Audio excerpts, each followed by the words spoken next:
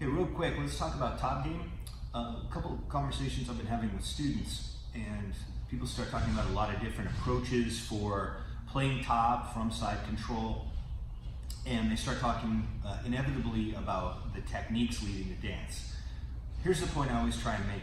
When we talk about techniques, people often use the term fundamentals and basics interchangeably, and I've done that as well.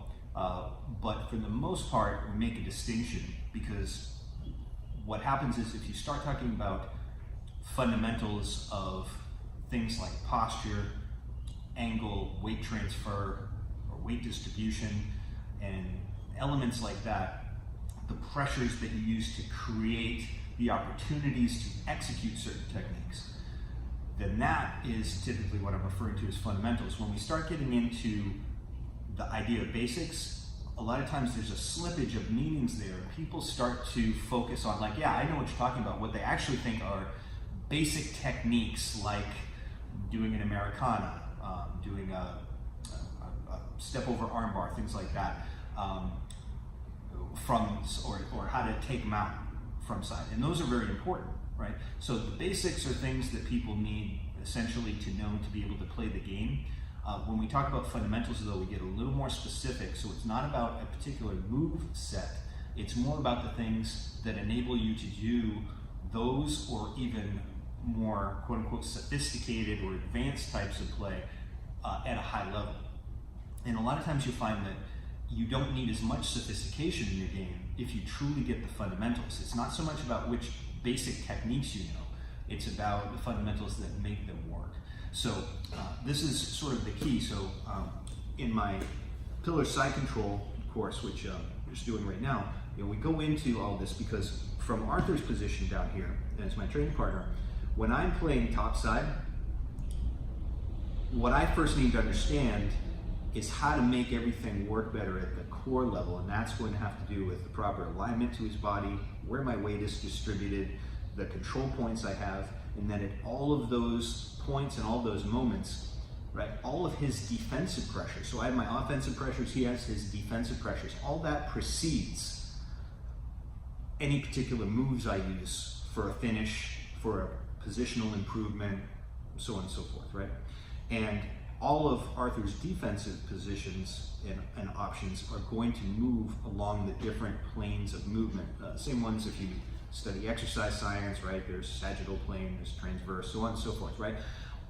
All of the techniques and the pressures he can use are going to follow those movement patterns. So first thing I do is really break down how to, not just from months and years of rolling, but like really how to shortcut that process down and understand how to optimize your position, your posture, your physical structure, and your pressures all the way along that line, right?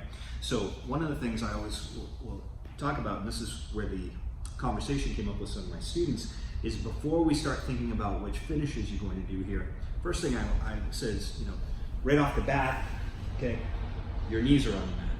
Okay, so as Arthur's starting to move around, now you're going to see me digging into the position here, okay, with my arm over like this. You're going to see me doing all these things, and he's moving around, he's starting to work in his pressures. And whether it's gi, where I'm relying more on my handles, or it's no gi and it feels more slippery, it doesn't really make a difference to me, because the first thing we're going to talk about isn't so much what it is you're holding on to or what technique you're about to launch based on his movement. It's going to be about, don't even talk to me if you don't have proper alignment of your chest on your opponent's chest, for instance, or if your knees are on the mat. Okay, so number one, before we even go anywhere in here, right, as I'm playing, okay, I want to make sure that my weight is transferred onto Arthur, right? So as he starts to move in here, okay, I've already stacked the deck in my favor. Just move around a little bit. Good.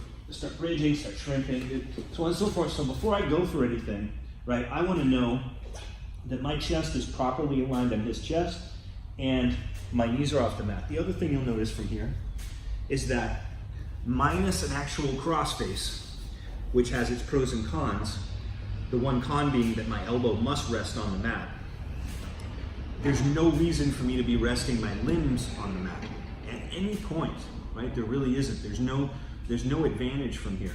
So from here, as Arthur's starting to move, and I'm going to be transitioning maybe into sitting out towards his head, keep moving, good.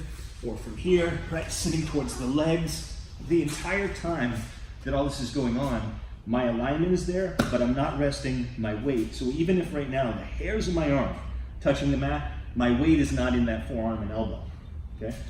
And then from here, we start to see the opportunity to tie the fundamentals of posture, pressure, being more connected to the opponent, to the quote-unquote basics, so that I don't need to abandon, like, okay, once somebody has good arm position here, okay, and they know how to hide their arm underneath my jaw and create a lever here, now it's going to be hard to get an Americana, so I need to start going for other attacks, and then maybe only pick up an Americana as he starts to try and defend something else, and I have to go to secure this route to get it, as opposed to just saying, well, no, when my alignment is good in here, and I've taken all my weight off of the mat, okay, now, so hide that arm underneath, right? Now from here, okay, I can truly start to smash that arm. So if he wants to hide it under my chin, good, I can start to smash it at the correct angle and still pick that up.